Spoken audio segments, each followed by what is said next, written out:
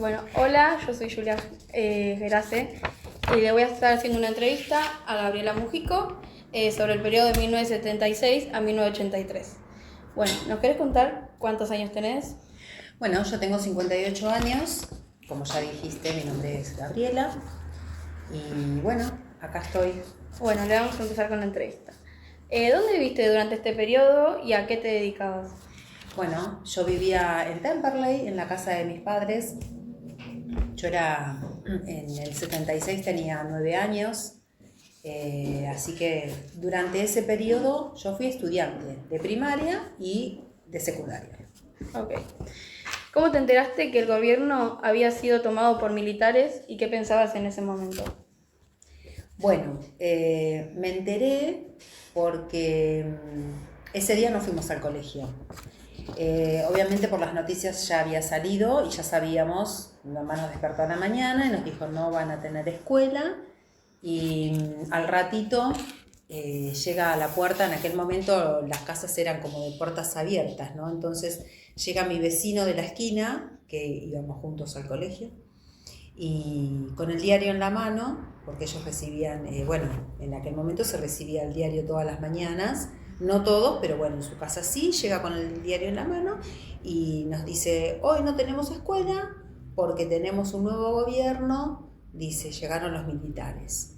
Y a ver, yo no tenía mucha, imagínense a los 9 años, y en mi casa tampoco era una casa donde se hablaba mucho de política ni nada, pero bueno, fue como algo nuevo, fue un shock, fue un día que no fuimos al colegio, entonces era como que, y se hablaba permanentemente de eso en todos lados.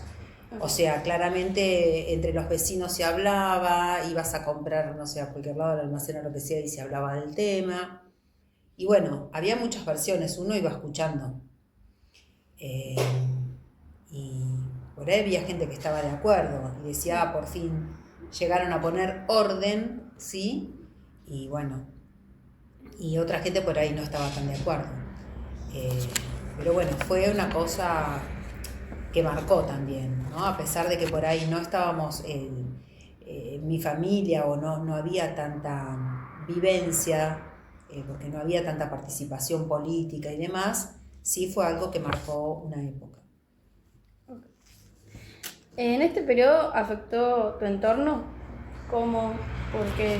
Y afectó porque se escuchó, a ver, uno iba a escuchar, donde yo vivía era un barrio, tranquilo supuestamente, pero bueno, había, había comentarios, ¿no? Entonces de repente yo me acuerdo de algunos hechos. Me acuerdo de haber estado, no sé, festejando un cumpleaños y en aquel momento se jugaba en la puerta. Claro. O sea, en las casas no había ni pelotero, ni inflables, Era ni más seguro animadora, allá. ni nada de eso. Entonces jugábamos en la puerta de mi casa y estábamos jugando y de repente se empezaron a sentir tiros. Y bueno, entonces mi mamá nos llamó para que entremos y los vecinos salieron, viste, como para que no haya nadie en la calle, porque claramente estaban, no sé, había alguna situación donde estaba la policía o los militares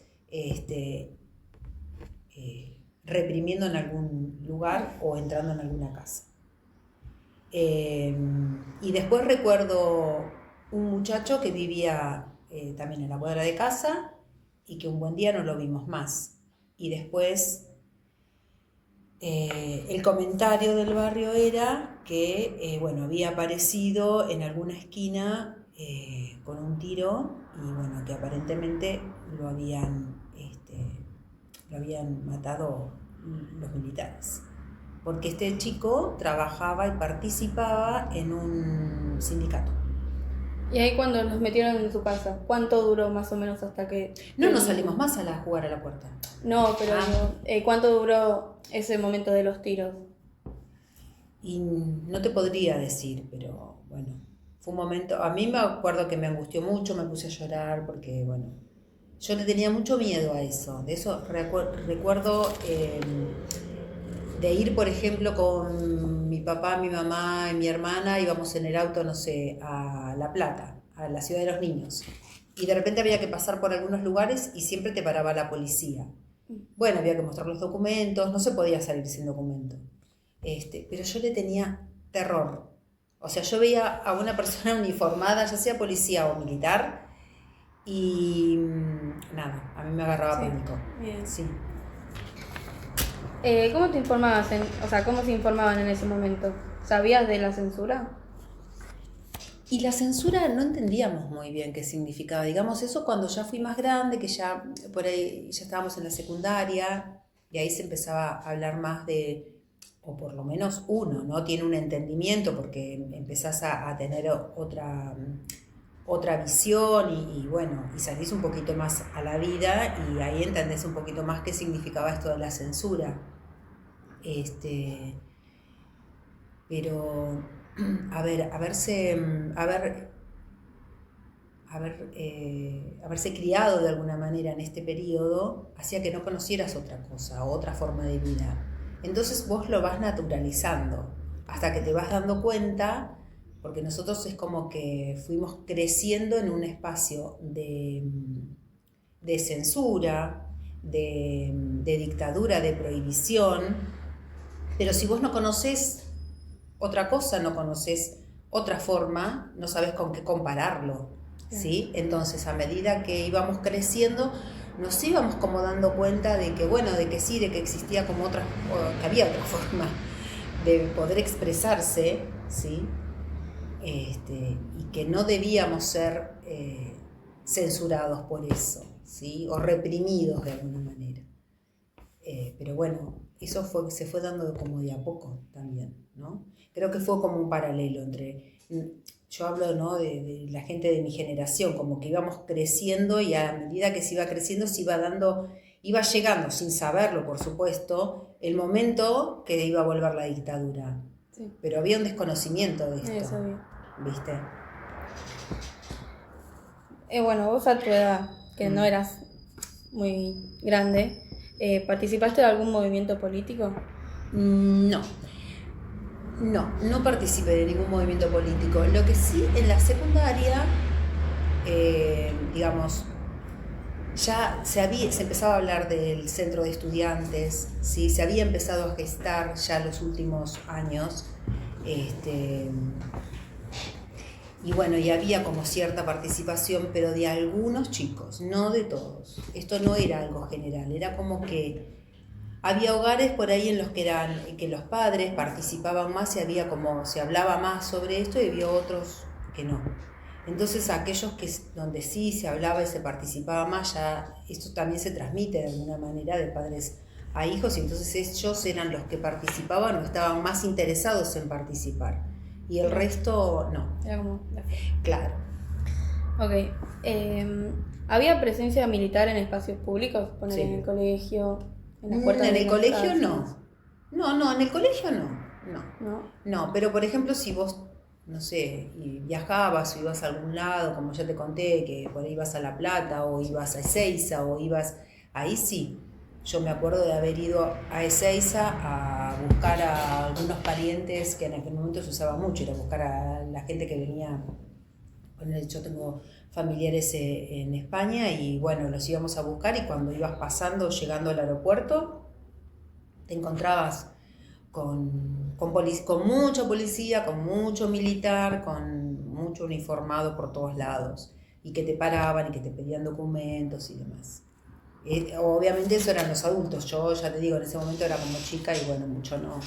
Pero a mí, por ejemplo, siendo adolescente no me pasó nunca de que nos hayan parado para pedir el documento, pero sí conozco un montón de gente, amiga, familiares que sí ha pasado. ¿Qué recordás del Mundial 1978? Bueno, el Mundial 1978 fue todo un acontecimiento, imagínense que fue el primer mundial que se hace acá en la Argentina. Sí. Piensen en lo que hoy en día mueve, ¿no? Todo eso, y en aquel momento, bueno, también había como mucha emoción, era todo muy lindo, pero había claramente todo un desconocimiento de todo lo que estaba pasando, ¿sí? Por lo menos en algún sector de la población. Sí.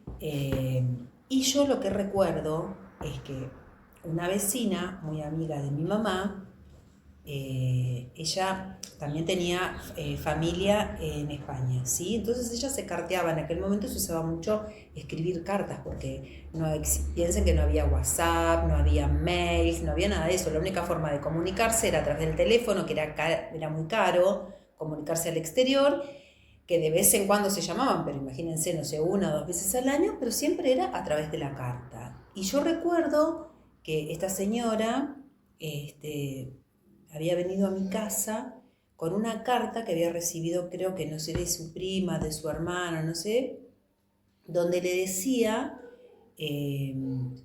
las cosas que pasaban acá, ¿no? Que había gente que estaba presa, que estaban siendo torturados, que había desaparecidos, que se quedaban, o sea, todo lo que después nos fuimos enterando de todo lo que pasó, pero esto en Europa ya se sabía esto. Y cuando ella recibe esa carta donde le dicen, la prima le cuenta esto, ella lo cuenta diciendo, mire, le dice a mi mamá, mire señora lo que están diciendo, las mentiras que están diciendo en Europa de acá.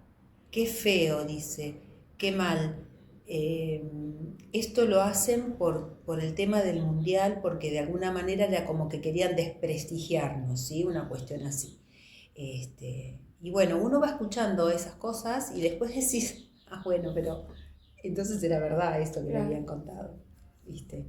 Y bueno, creo que por un lado no se quería escuchar, no se quería saber, ¿no? Había esta cosa masiva de negación, ¿sí? Que te puede pasar desde algo individual, pero que también puede pasar que una sociedad niegue esto que está pasando, ¿no? Que por ahí le está pasando al otro, pero bueno, también te pasa a vos, porque uno es parte de un conjunto, de una sociedad, ¿no? Así que bueno, ese es el recuerdo que tengo yo del Mundial. Después nada, después fue re lindo, porque bueno, ganamos y uno estaba como pendiente de los partidos y todo eso, pero después con los años, cuando te enterás de que realmente todo lo que estaba pasando y que eso se usó como pantalla, bueno, es muy triste, ¿sí? Pero bueno, son los contrastes, ¿no? Que también tiene este país, ¿no? De que vivís cosas muy lindas, pero que también, o sea, porque vos decís, bueno, no sé, los jugadores del 78,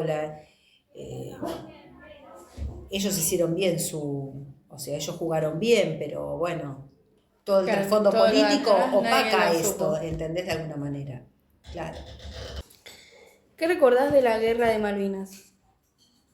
Bueno, algo parecido también, fue así Yo lo que recuerdo de Malvinas es que en realidad antes del 2 de abril, si no me equivoco fue el 30 de marzo, hubo una convocatoria muy grande de todos los sindicatos, ¿sí? Que estaban pidiendo, porque en ese momento económicamente se estaba muy mal, ¿sí? Yo por ahí no recuerdo exactamente, porque bueno, uno era chico, vivía, no sé, yo era adolescente y estaba como suele pasar así medio en las nubes, pensando en otras cosas, viste, no sé, en la música, en la ropa, o en el chico que te gusta, o en tus amigas, y bueno. Y bueno, fueron convocados todos los sindicatos para hacer una marcha de protesta a Plaza de Mayo, y hubo una gran represión, ¿sí? Una gran represión, y bueno, a los 2 días se hace el anuncio de que habían invadido el gobierno de Galtieri, invade las islas, y había una cuestión de pensar que a Inglaterra o al Reino Unido no le iba a importar las islas, entonces que las habíamos recuperado, ¿sí? Como si esto, o sea, ir a poner posesión en las islas ya significaba que las habíamos recuperado. Y la gente salió a festejar. Y yo me acuerdo en ese momento, no me olvido más, que estábamos subiendo las escaleras del colegio y había chicos de otro curso que hablaban entre ellos y decían, qué grande, ya tenemos las Islas Malvinas ya son nuestras. Y yo lo miraba y digo, pero acá va a haber una guerra, o sea, era como que era la causa-consecuencia. Si yo invado un territorio que es mío, pero no está reconocido, entonces, a ver, el otro no se va a quedar de brazos cruzados, va a tener una reacción. Y no estamos hablando de cualquier país, estamos hablando de una potencia mundial, ¿sí? Que además iba a tener el apoyo de Estados Unidos, que claramente fue así. Así que nada, mi recuerdo era otra vez doblegar la cuestión del terror, porque encima de lo que estábamos viviendo iba a haber una guerra. Y muchos, o sea, yo en ese momento ya tenía 15, iba a cumplir los 15 a días, y nada, y tenía gente conocida, chicos conocidos de 18, 19 años, que claramente iban a ser llamados a la guerra. Y en una guerra es inevitable que las personas se mueren. O sea, es así. Entonces para mí fue también otra gran tristeza y otra cuestión que tenía que ver con el dolor, ¿viste? Aunque no era propio porque, digamos, no tenía ningún primo, familiar cercano, pero era nada, era el conocido, el hijo de una vecina. Gente que veía. Claro, era otra vez, ¿viste?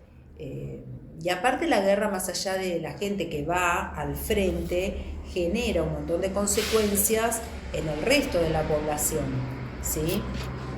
Así que bueno, no me parecía que había que festejar nada. De eso me acuerdo, pero claramente. ¿Qué sucedió cuando volvió la democracia? Sí, fue lindo. Bueno, ahí fue como el descubrimiento de otro mundo. Porque mira, se hablaba, nosotros cuando entrábamos a la secundaria teníamos, que no sé si hoy sigue existiendo, me parece que se cambió el nombre por lo menos, pero teníamos lo que se llamaba instrucción cívica o educación cívica, ¿sí? Bueno, en esa materia lo que se veía era fundamentalmente, se leía y se analizaba la Constitución Nacional, desde el preámbulo, ¿sí?, hasta los distintos artículos de la Constitución y los distintos derechos, ¿sí?, que tenés y obligaciones que se tiene como ciudadano, ¿sí? Entonces uno, bueno, como suele pasar, que lo estudiás y que vas y que lo repetís y que te hacen preguntas y llenas un cuestionario, pero nada de eso se reflejaba en la vida, en el hacer, ¿sí? Entonces era como que había ahí una contradicción, pero era, ya te digo, o sea, la Constitución es una Constitución democrática, ¿sí? Entonces nosotros no veíamos que sucedía eso en la realidad, era como, no sé, estudiar algo, un cuento, ¿sí? Un cuento que no vivís. Y a partir de que, bueno, que obviamente se pierde la guerra y el gobierno militar empieza a quedar cada vez más débil, ¿sí? Porque ya venía la población con una situación económica muy mala, con situaciones sociales y de ejercicio obviamente de los derechos que no existían y de represión y demás, y todo se fue sumando. Entonces imagínense a esa manifestación que se hizo el 30, donde la gente iba de alguna manera expresar toda su bronca, ¿sí? Entre medio de la guerra, que por un lado la gente empieza como a engancharse con esto de ya tenemos las islas, recuperamos las islas, que fue de alguna manera un enganche que hace el gobierno militar para que la gente lo siga sosteniendo y siga teniendo la aprobación de la gente, ¿sí? Y la gente se engancha de alguna manera con eso, pero después al poco tiempo se da cuenta que vamos perdiendo, que esto es inviable, que Estados Unidos va a apoyar a Inglaterra, y bueno, pasa toda esa situación. Y bueno, entonces después llaman a elecciones, ¿no? Entonces se empiezan a formar partidos políticos y se empieza a hablar nuevamente del peronismo y de los radicales, y empiezan a aparecer otros partidos como el PI, que era creo que el Partido Intransigente, el MID, Movimiento de Integración y Desarrollo, creo que se llamaba. Y bueno, y ahí nosotros que estábamos en la secundaria como que empezábamos como a escuchar esto y también a participar, y bueno, y en las casas se empezaba a hablar nuevamente de, bueno, de alguna manera de qué país queremos, ¿no? Y de empezar a respetar eso que tanto habíamos estudiado de alguna manera de memoria, pero que bueno, que era volver a tener esos derechos que no sabíamos que los teníamos. Porque, a ver, distinto es cuando vos ya sos un adulto o un joven y que viene un periodo de dictadura y entonces vos sabés aquello que te quitaron. Pero cuando vos sos chico, desconocés eso, no lo sabés. Después lo sabés, pero lo ves como algo, como un ideal, pero que no lo tenés. Entonces, claro, entonces después empieza como de alguna manera a abrirse la puerta a eso, y también te sentís como diciendo, ay, ¿y esto qué es? ¿Y qué tengo que hacer? ¿Y qué tengo que...? ¿Puedo opinar? Está bien opinar, puedo hablar. Es más, no solamente puedo hablar, tengo que hablar, tengo que tomar un partido. ¿Sí? Yo, por supuesto, en esa primera votación no voté porque no tenía edad. Pero bueno, y obviamente la tele era como el mundo, ¿no? O sea, era el único medio de información masivo que teníamos. Vuelvo a repetir, no había otra cosa. Era radio y televisión. Televisión, 4 canales, nada más. No existía el cable, no había internet. Claro, exacto. Y las radios estaban la AM, que era la que pasaba todas las noticias, y la FM, la pasaba música. Y cuando fue el tema de... Mira, ahora me hiciste acordar, me acuerdo yo misma. Cuando fue el tema de la guerra, los militares prohibieron pasar música en la radio en inglés. Eso justamente me estaba por preguntar. Entonces, empezamos a escuchar, de alguna manera, era como una contradicción, ¿no? De alguna manera, todos aquellos temas que habían tenido su auge en el periodo anterior, que fueron reprimidos, ¿sí? Como, no sé, la música de Charlie, como la música de León Gieco, bueno, de todos esos autores, cantautores y músicos y demás, y empezamos a escuchar toda esa música que nosotros por ahí no la veníamos escuchando, porque en realidad claramente había todo. O sea, los militares de alguna manera reprimen todo eso porque toda esa música era con letras que de alguna manera significaban protesta, si así se decía, música de protesta, qué sé yo, en contra de ellos. Y bueno, de alguna manera prohíben escuchar esas canciones en inglés, y entonces empezamos a escuchar esa otra música. Así que bueno, en algún punto fue positivo porque, bueno, nos apropiamos de alguna manera de eso, ¿no? Y ahí empezaron también a generar los músicos y todo lo cultural, empezó a generar un montón de expresiones que estaban tapadas, que estaban obviamente claramente reprimidas. Empiezan a venir actores, escritores del mundo, bueno, artístico y demás, que habían sido expulsados, como habían sido perseguidos, entonces se fueron del país, se fueron, no sé, a México, a Europa, qué sé yo, y vuelven, ¿sí? Como, no sé, Mercedes Sosa, ¿sí? Como Jairo, como...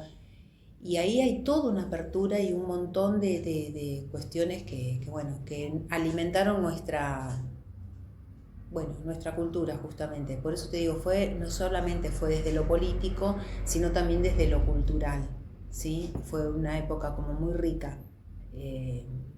Y claramente, cuando viene la democracia, se dejó de prohibir esto de no poder escuchar música en inglés. Y bueno, y ahí es como que hubo un mix de todo. Así que bueno, nada, re lindo, fue muy positivo. Y nada, y muchos jóvenes empezaron a participar políticamente y bueno, ahí en aquel momento nosotros estábamos, mi hermana por ejemplo había empezado la facultad y entonces bueno, estaba Franja Morada, que era como del Partido Radical, y bueno, ya había mucha participación de mucha gente en los partidos y bueno, fue un movimiento muy, muy importante. Bueno, ¿vos qué pensás de la democracia? La democracia es el mejor sistema que existe, pero no es perfecto. No es perfecto, porque no hay nada perfecto. La sociedad, aparte, está atravesada no solamente por lo que sucede en nuestro país, sino atravesada por un montón de cuestiones políticas que vienen de afuera, ¿sí? Nosotros estamos ubicados en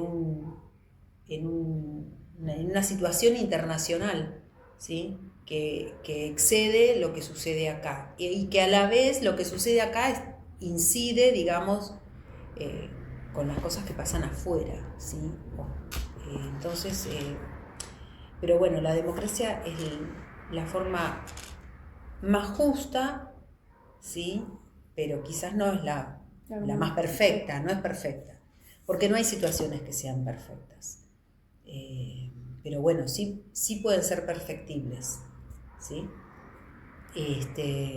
Pero bueno, creo que hoy en día todavía nos falta un montón de ejercicio democrático, porque ir a elegir dentro de los partidos políticos que hay, dentro de los candidatos que haya, de acuerdo a la elección que sea, yo elijo y pongo ese papelito en la urna, que eso es fantástico, ¿no? Poder participar de esto, pero no queda solamente ahí. Ser democrático tiene que ver la democracia tiene que ver con ser democrático, con asumir esto y practicarlo en el día a día. No sé, a veces surgen situaciones de tener que votar algo en algún grupo, en alguna institución, en alguna situación que no sea algo tan grande como puede ser elegir a un presidente o elegir algunos candidatos para la función política o la función de gobierno. Pero, digamos, aceptar que no gana lo que yo elegí, ¿sí? Aceptar eso y aceptarlo con agrado, sin poner excusas o cuestiones para impedirle al otro que pueda llevarse a cabo eso es ser democrático. Por ejemplo, en cosas chiquitas, no sé, si en un salón de clase, pongo ese ejemplo, ¿no? Se elige un color para hacer, no sé, cualquier trabajo, pero no es el color de lo que yo elegí, y bueno, tengo que aceptarlo igual y me lo tengo que poner igual, porque es lo que aceptó la mayoría. Cuesta, pero es necesario hacer este ejercicio, ¿sí? Pero bueno, nos falta mucho como sociedad aceptar esto, pero creo que hay que seguir ejercitando la democracia. ¿Hay algún artista que recuerdes que quizás te haya acompañado en esa época puntualmente? O quizás alguna canción que la escuchaste tiempo después y dijiste, estaban hablando de tal cosa. Ay, sí, hay muchas canciones.